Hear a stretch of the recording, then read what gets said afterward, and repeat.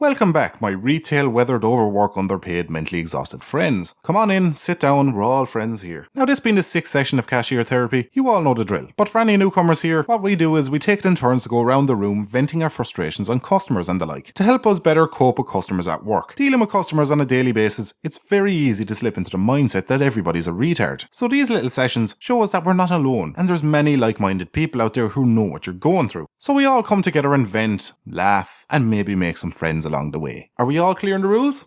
Great. Why don't I get the ball rolling?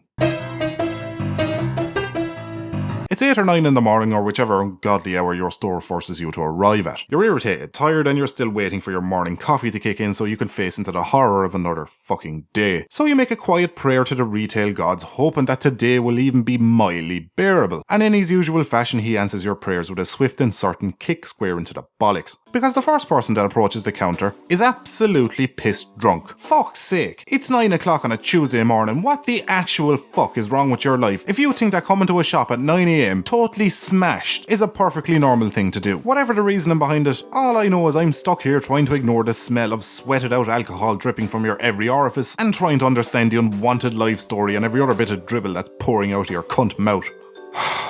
And the day's only started.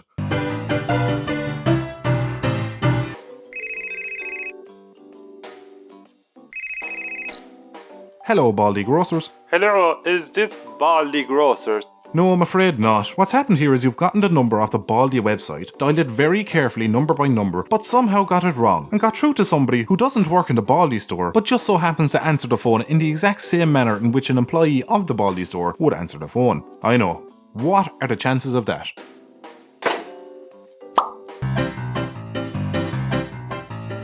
Do ye take checks? Do we ever? We also refuse women jobs based solely on the fact they're female, encourage smoking and drinking during pregnancy, and spend their day talking about this great new TV show called Happy Days. No, we don't take checks, you fucking dying disease ghost of the past. This is not the 70s, cunt. So your options are limited to cash, card, or moving as fast as your frail little legs can carry you when I get bored of staring at your face and start wondering what it would look like if I stapled your loose skin tightly to the back of your head.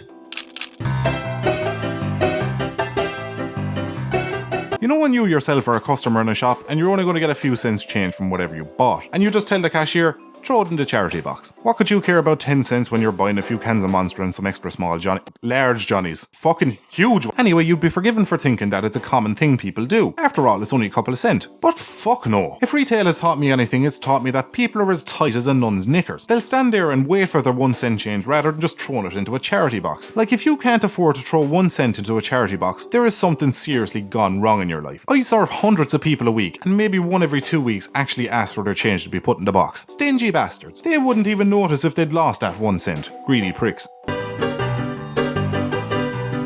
You know when you get a customer that comes up to the checkout with a pile of shite they want to buy, you put it all through for them, just for them to change their mind and decide not to take 1 or 2 of the items, and just leave it for you to put them back on the shelf. You do? Great. We're all on the same page here, so. But as annoying as that is, it's not the focus at this point. The kind of people I hate the most in this situation are the good Samaritans. Those who volunteer to put the items back to save you the trouble. I despise this because when Newly here decides to put back her unwanted vampire tea bags, you can be damn sure when you're fixing up the shelves at the end of the day, you'll find her pack of unwanted clunge sponges sitting in the middle of the sauce aisle, bread aisle, or wherever the furthest point from the tampons is in your store. Why do they bother volunteering if they're just going to abandon the bastards as soon as they leave your line of sight? Either leave it for me to put it back, or put it back where you found it. Because what you're doing right now is not too unlike adding another 2 inches to my manhood. It's just unnecessary. Because of a big cock.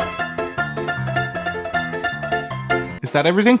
Yes. Okay, that's 10.37. Is it alright if I pay you with some change? That depends on what you mean by some change. If it's 10 or 20 small coins, that's fine. Not ideal, mind you. Ideally, you'll give me the 10.37 in as little change as possible, but I have some give in it. But if what you mean by some change is heeling your handbag upside down, filling the counter with years worth of shrapnel you've pulled out of your hoover, leaving me standing here smiling through clenched teeth while I spend the next 20 minutes pretending to count your money, while this holds up the entire shop and has me playing catch up with customers for the next hour when I'm done coating my fingers in a combination of coin rust and whatever bodily excretions comes out of your vacuum. If that's what you mean by some change, you can politely go fuck yourself with the wrong end of a claw hammer. I feel better already. It's so nice to get all that stuff off my chest. Now I don't want to be hogging the floor, so I'll pass it on to someone else. Anybody else want to vent? Anyone in here have any good customer related stories they want to share? How about you? Come on, don't be shy. I know you can't necessarily speak in this video, but you can always vent down there in the comment section. And if you think you feel better after today's customer therapy session, feel free to pop a cheeky little like on this video.